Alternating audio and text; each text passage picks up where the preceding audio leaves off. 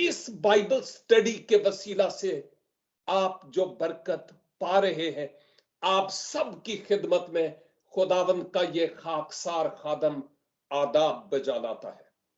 शुक्रगुजार हूं इस खूबसूरत परस्तिश के लिए जो हमने स्काइप आईडी पर सुनी और बरकत पाई है। और अब आप सब के साथ मिलकर मैं खुदावंद के इस जिंदगी बख्श कलाम के सीखने के लिए मुकम्मल तौर पर अपने आप को तैयार पा रहा हूं।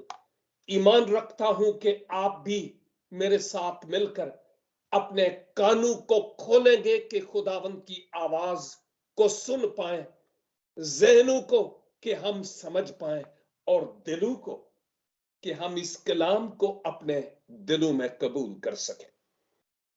यूहन्ना आरिफ की मार्फत लिखे गए खुदावंद यीशु मसीह के मुकाशफा के 22 बाब पर जो आखिरी बाब है, हम गौर कर रहे हैं। याद रहे कि 21 और 22 दोनों अबवाब रोयाओं और मुकाशफात से हटकर सुनने वालों के लिए एक चैलेंज पेश करती है, और वो ये कि मसीहा की आमदे सानी बहुत करीब है, अचानक हो जाएगी, और उसकी उस आमदे सानी के लिए अपने आप को तैयार कर लें। और ये वो पैगाम है जो मुझे और आपको अहले जहान तक लेकर जाने के लिए कहा गया कि लोग पैगामे सलीब को कबूल करके निजात पाएं, गुनाहों की मुआफी को हासिल करें और फिर मसीह की आमदे सानी के लिए अपने आप को तैयार पाएं। यह पैगाम मेरे लिए भी और आपके लिए भी है। आज हम इस 22 बाब की 11 आयत पर मिलकर थोड़ी देर के लिए गौर करेंगे। इस 11 आयत में लिखा है, जो बुराई करता है वो बुराई ही करता जाए, और जो नजस है वो नजस ही होता जाए, और जो रास्तबाज है वो रास्तबाजी ही करता जाए, और जो पाक है वो पाक ही होता जाए। आपको याद होगा कि गुजरी बाइबल स्टडी में मैंने आपकी खिदमत में यह अर्ज किया था कि खुदावन जिसने दानियेल नबी को एक बार नहीं मुतअद्दिद बार कहा कि इस नबुव्वत की किताब को अब सर बमोहर कर ले, सील कर ले, जब तक के राइट टाइम नहीं आता। और जब वो राइट टाइम यानी मुनासिब वक्त आ गया, तो हमने मुकाशफा 22 की 10 में देखा कि खुदावन ने यूहन्ना से यह कहा, अब इन बातों के खोलने का, इश्तिहार देने का, ऐलान करने का वक्त आ गया है। अब इनको पोशीदा रखने का वक्त नहीं। अब इस बात का ऐलान तहरीरी तौर पर और जैसे भी मुमकिन हो किया जाए, क्योंकि अब वो वक्त आ गया है। अब इस आयत के मुताबिक, जो बड़ी मुश्किल तरीन आयत बहुत सारे लोगों के लिए है, और मैं जब स्टडी करता था ना, तो उलमा के ख्यालात भी पढ़े। एक आलम ने यह कहा कि मैं बरसों तक मुकाशफा 22 बाब और इसकी 11 आयत के भेद को नहीं समझ पाया। शायद वो 70 साल की उम्र के हैं और फिर वो कहते हैं कि वो वक्त आया कि खुदावन ने अपने पाक रूह के वसीला से मुझ पर इस आयत के भेद को अयां किया कि इसका क्या मतलब है। और आप जो इस बाइबल स्टडी में शरीक हैं और खुद भी खुदा के कलाम का मुतालिया करते हैं,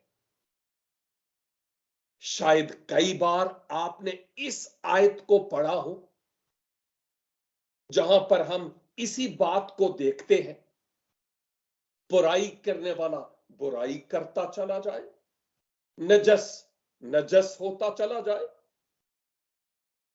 रास्तबाज रास्त होता चला जाए, जो पाक है वो पाक होता चला जाए। क्या मतलब है? क्या खुदावंद खुदा इस बात की खुली इजाजत दे रहे हैं कि जो चाहो करो? वाल इसके लिए एक और हवाला मैं आपकी खिदमत में बयान करना जरूरी समझता हूं, और वो है वाइज की किताब,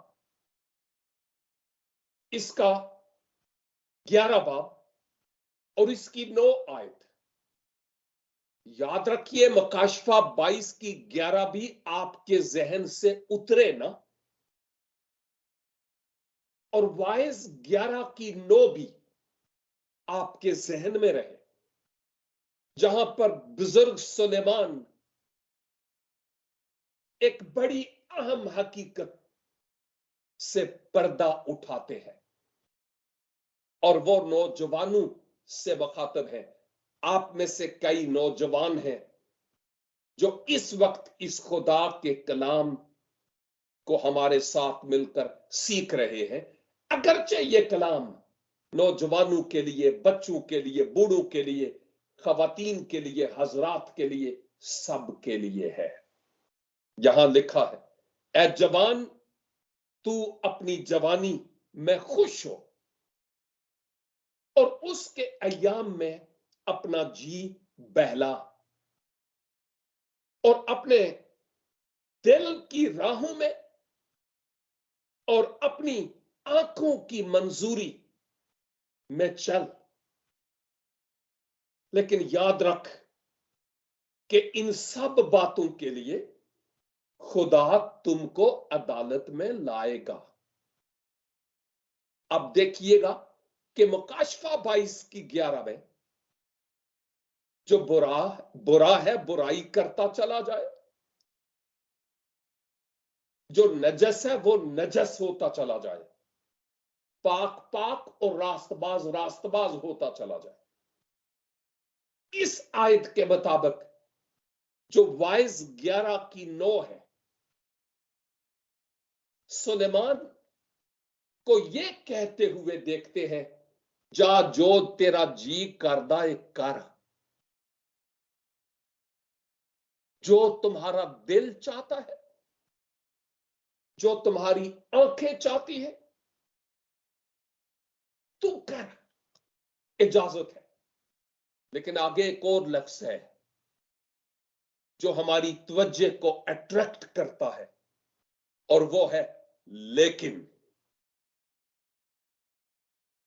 और मैं समझता हूं कि जिनको इजाजत मिल जाती है जाओ जो मर्जी करो, और अगर वो उस राह पर हूं, जा रहे हूं, मिसाल दे रहा हूं,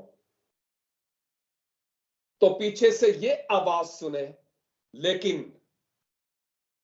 तो मैं सोचता हूं फौरन पीछे मुड़कर देखेंगे ये लेकिन कहां से आ गया, इसका क्या मतलब है। और फिर सुलेमान कहते हैं, लेकिन याद रख कि जो कुछ तू करने चला है, इस सब के लिए खुदाबंद खुदा एक दिन तुझे अदालत में जरूर खड़ा करेगा और तुझे पाई पाई का हिसाब देना होगा। ये पैगाम मेरे लिए है ये पैगाम तेरे लिए है मेरे भाई और मेरी बहन। और मकाशफा की किताब में जो ये बात कही गई है बड़ी अहम है कि जो बुराई करता है वो बुराई ही करता जाए। बुराई से मुराद गुनाह है। अब किसी भी किस्म का गुनाह बुराई में शामिल होता है, खा वो बदगोई हो, खा वो कत्ल हो, ये तमाम गुनाह ही है। हमारे यहां कोई छोटा और कोई बड़ा गुनाह नहीं है, कोई कैटेगरी नहीं है। तमाम के तमाम गुनाह कबीरा यानी बड़े गुनाह ही है। तो जो बुराई करता है वो बुराई करता चला जाए। और फिर लिखा है जो नजस है। यहां जो लफ्ज नजस के लिए इस्तेमाल हुआ है वो नापाक और मकरू है, जिसको कोई हाथ लगाना पसंद नहीं करता। नापाक, नजस, मकरू, जो नापाक है, नापाकी के कामों में इन्वॉल्व है, करता चला जाए। लेकिन साथ साथ यूं लगता है कि दो बातें एक दूसरे के साथ साथ मुतवाजी चलती हैं। जैसे रेलवे ट्रैक की दो लाइनें लोहे की पटड़ी इकट्ठी चलती है, वैसे ही अब यहां पर दो बातें इकट्ठी हैं। एक तरफ बुराई यानी नापाकी और नजस, और दूसरी तरफ रास्तबाजी और पाकीज़गी की बात चल रही है। बुराई और भलाई। बुराई करने वाला बुराई करता चला जाए और रास्तबाजी के काम करने वाला रास्ती के काम करता चला जाए। क्या मतलब है इस बात का? छोटे से जुमले में ये पूरी आयत हमारी समझ में आ जाएगी, बशर्ते कि हमें यह मालूम हो कि मुकाशफा की किताब में खबरदार किया जाता है, बिवेयर किया जाता है, हमें अवेयर किया जाता है। किस बात से? कि जो आसमान पर गया है वो बहुत जल्द बादलों पर आने को भी है। और अब उसके आने में मजीद देर नहीं है। कितनी बार कहूं कि अहदे हाजिर के हालातों वाकयात इस बात का मुंह बोलता सबूत है कि जो खुदावंद यीशु मसीह ने अपनी आमद से पहले के हालात बताए हैं, इस वक्त वो तमाम के तमाम दुनिया में पूरे होते हुए हमें नजर आ रहे हैं। और अगर कोई नहीं है तो वो ये कि इंजील का पैगाम कौमों और उम्मतों तक जिस तौर पर पहुंचना चाहिए उस तौर पर अभी तक नहीं पहुंचा। बहुत से नारसा लोग ऐसे हैं जिनके पास ये कलाम तहरीरी सूरत में अभी तक नहीं और ना ही मीडिया के जरिया से उन्होंने सुना है। लेकिन यीशु बहुत जल्द आने को है। मैंने ये भी अर्ज की थी और थोड़ी देर पहले भी की कि मसीह जल्द आने को है। और अगर मुकाशफा की किताब में यूहन्ना को कहा गया, हम आने वाले हफ्ते में खुदावन ने चाहा तो अगली 2 आयात पर गौर करेंगे, तो हम देखेंगे खुदावन यीशु मसीह मुकाशफा की किताब में एक बार नहीं कई बार इस बात का ऐलान करते हैं कि मैं जल्द आने वाला हूं, जल्द जल्द आने वाला हूं। और ये जो अल्फाज जल्द के लिए, जल्द आने वाला हूं मैं, जो जल्द लफ्ज है ना, इसके माना है अचानक, मैं अचानक आ जाऊंगा। और हर एक शख्स को मसीहा की आमद के लिए अपने आप को तैयार कर लेना चाहिए, खा उसका ताल्लुक किसी ही कौम, किसी ही जात और किसी ही मजहब से क्यों नहीं, अपने आप को तैयार कर लेना चाहिए। और अगर पहली सदी ईसवी में जब यह किताब पाक रूह की तहरीक से लिखी गई मुकाशफा की, उस वक्त खुदावन यीशु मसीह की आमद बहुत करीब थी, यीशु मसीह जल्द आने वाले थे। तो फिर आज तो और ज्यादा मसीह की आमद करीब है, और ज्यादा। हम बाज औकात सोचते हैं कि अभी आया नहीं, लेकिन याद रखिए कि खुदा के हुजूर एक दिन 1000 बरस के बराबर है।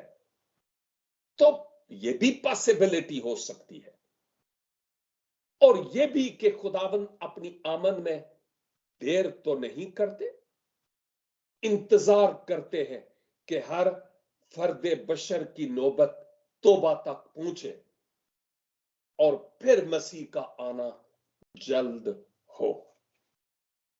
तो चूंकि मसीह की आमद अचानक होगी, मुकम्मल तौर पर अचानक, क्योंकि इश्तिहार दिया जा चुका है मैं जल्द आने वाला हूं, उसकी आमद के बाद मजीद कोई चांस इंसान के लिए नहीं होगा कि अब वो अपने मुस्तकबिल के बारे में फैसला करे। यहां पर मैं यूं कहूंगा कि ये बिल्कुल ऐसे ही है कि मसीह खुदावंद जब आए तो उसके बाद अब चूंकि कोई चांस नहीं होगा खुदावंद की तरफ रुजू लाने के लिए, जिस सबब से यहां लिखा है कि अब फिर जो बुराई करता है बुराई करता चला जाए, कोई और चांस, मौका उसके लिए नहीं। अब नापाक नापाकी में पड़ा रहे, महजूज होता रहे,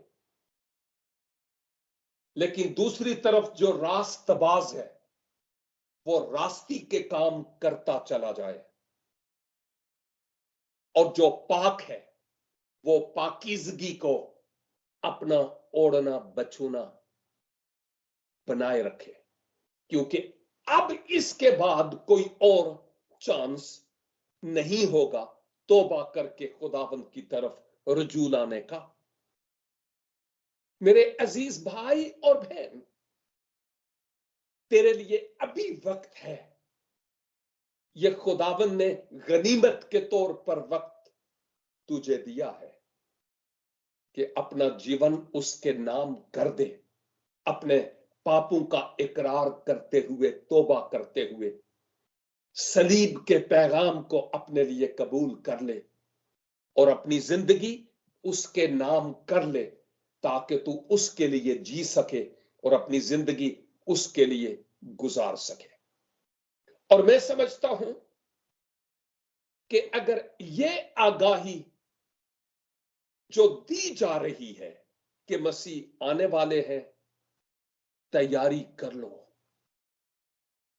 अगर ये आगाही नाकाफी है तो फिर इसके अलावा कोई और आगाही उसके बाद है नहीं। अगर मूसा की और बुजुर्गों की तुमने नहीं सुनी तो कोई मुर्दों में से जी उठकर आए भी तो उसकी भी तुम सुन नहीं पाओगे। मुकद्दस मत्ती की इंजील में हम एक तमसील देखते हैं खुदावन यीशु मसीह की, और इस तमसील में 10 कुमारियों का जिक्र है। मशालें इन्होंने हाथों में उठाई थी कि दूल्हा आए, और उस वक्त की ट्रेडिशंस और रवायात और रसूम के मुताबिक हम दूल्हा के साथ अंदर जाएं। और आप जानते हैं कि दूल्हा ने देर लगाई, और जो बेवकूफ थी वो सो गई। बहुत सारे बेवकूफ आज भी हैं जो सो रहे हैं, है तो जागते, लेकिन वो इस बात को सीरियसली लेते नहीं है।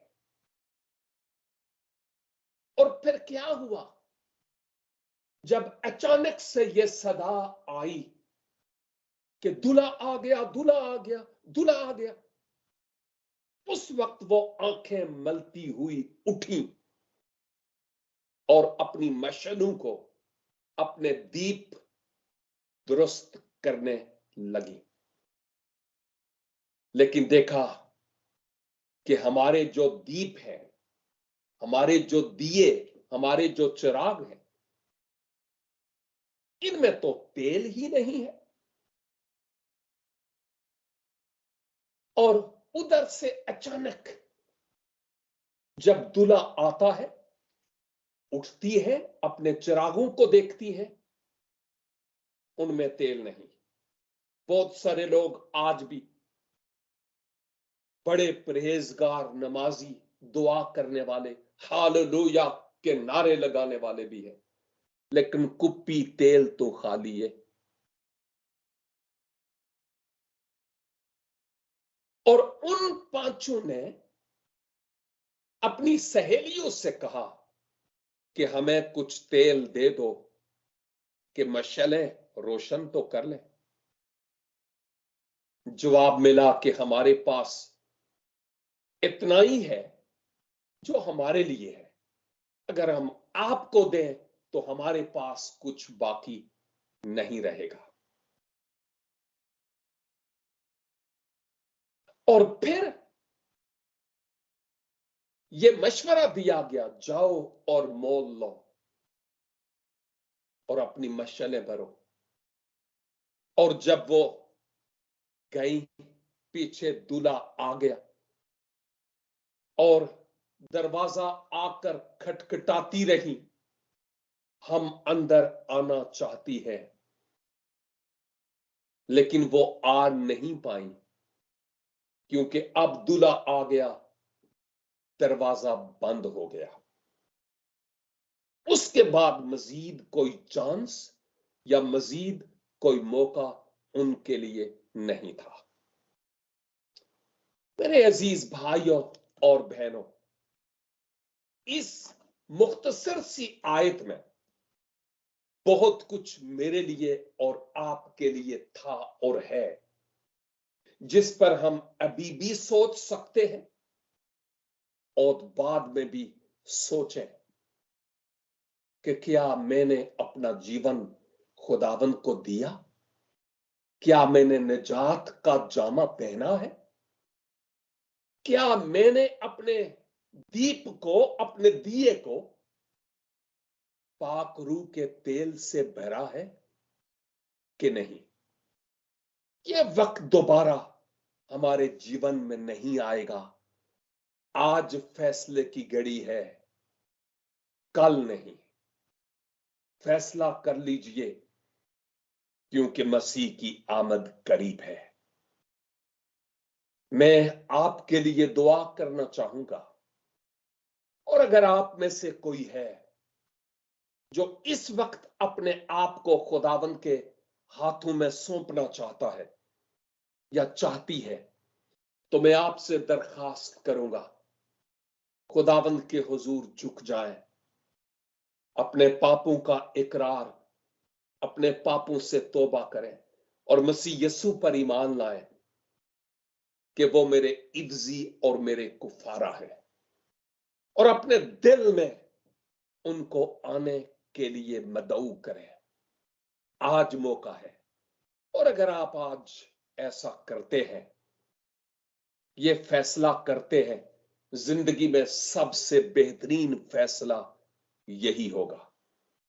अगर आप YouTube पर या Facebook पर हैं, तो आप अपने कमेंट्स में लिख सकते हैं, मैं अपना दिल खुदावंद को देता और देती हूं, आपका कोई भी क्यों ना हो।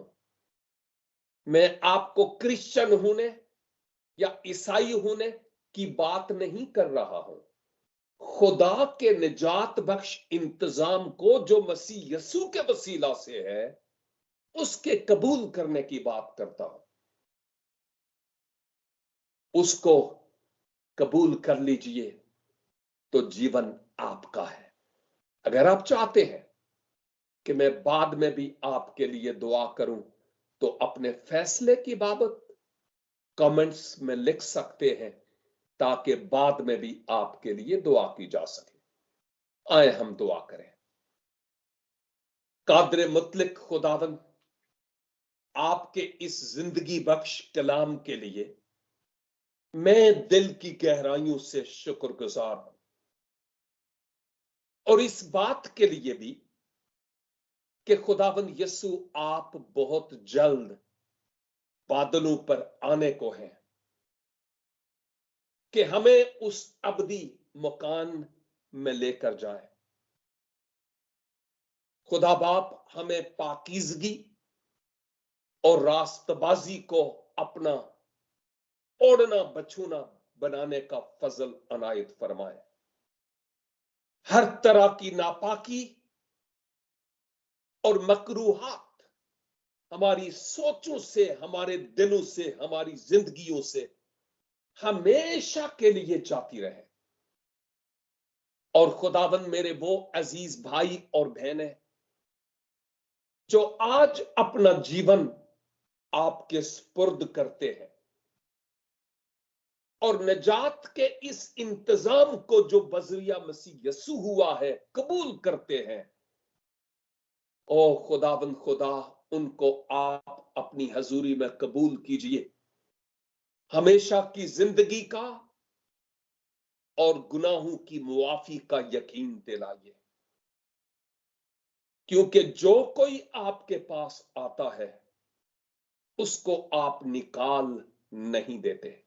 हम आपका शुक्र अदा करते हैं कि आप ही वाहिद दरवाजा है, आप ही वाहिद रास्ता है, और आपके अलावा इस जहान में कोई और नहीं है। और खुदाबंद, हमारे नाजरीन और सामईन में अगर कोई बीमार, परेशान, दुखी, लाचार या अंडर स्ट्रेस है, उन सब को आपके हुजूर पेश करते हैं। यीशु मसीह के कुदरत वाले नाम में उनके लिए शफा की नदियां जारी हो जाएं, हर तरह की लानत बरकत में बदल जाए, और आपका पाक और बुजुर्ग नाम आपके लोगों के वसीला से अब भी और आइंदा भी जलाल और इज्जत पाता रहे। इस कलाम पर सोचते रहने का फजल अनायत फरमाइए और फैसला करने का, क्योंकि मांगते हैं अपने प्यारे खुदाबंद यीशु मसीह नासरी के वसीला से। आमीन एंड आमीन। खुदाबंद आप सबको इस पाक कलाम के वसीला से भारी बरकत अनायत फरमाए। फिर मिलेंगे जब खुदावन की पाक और मुकद्दस मर्जी होगी। तब तक के लिए खुदा हाफिज। आमीन।